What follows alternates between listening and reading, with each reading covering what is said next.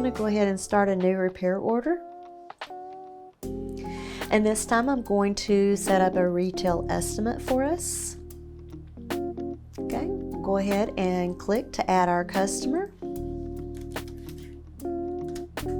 And this time I'm going to choose a customer that did not purchase the unit from my dealership. So when I click to add the unit, instead of showing the unit that they purchased, it's going to have this repair order unit box that's going to pop up.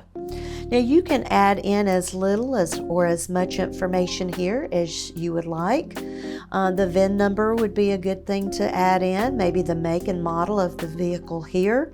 The one thing that is required is the stock number. Now you can use any stock number here as you wish. This is not adding the vehicle into your stock inventory. It's only showing as a repair order stock. So I like to use the date along with RO, indicating this is a repair unit. Again, you can add in as much or as little detail here. There is a section here for a note. Let's say customer confirmed an 8-inch scratch on the rear bumper. So that doesn't go against you and your dealership. You can make those types of notes here if you like, and then we'll go ahead and save it and then close that window. And so here is my repair order unit stock number that I created. Again, I can go in and I can set up an appointment if I'd like. I can add in the mileage in along with mileage out and who notified the customer. Those details are here. You can add in as much or as little as you'd like on this tab.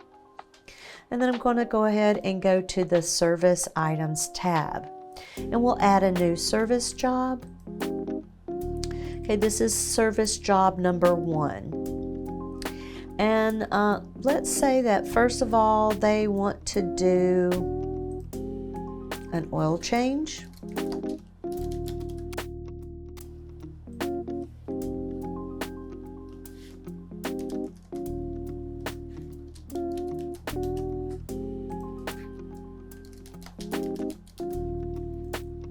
All right, we need to add our technician by clicking on the icon here.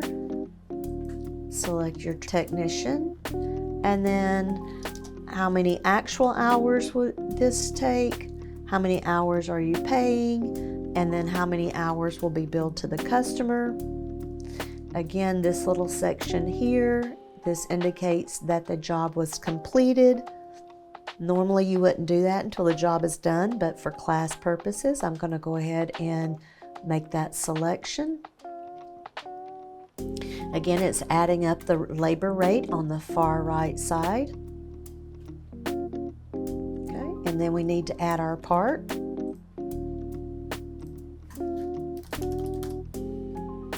Okay, so when you add a part, you can add in a UPC number, a part number, or a description of the part. I just hit enter, and I can make a selection of these different oil filters that I already have in stock. All right, and again, I've got my other items here. This is a job that would require the environmental fee, so I'm not going to override. And then again, I do charge a $3 shop supply here. Again, back on the cash out tab, you notice we've got my parts, my shop fees there, the labor rate, and at this time it's given me a total of $139. Okay, let's go ahead and save this.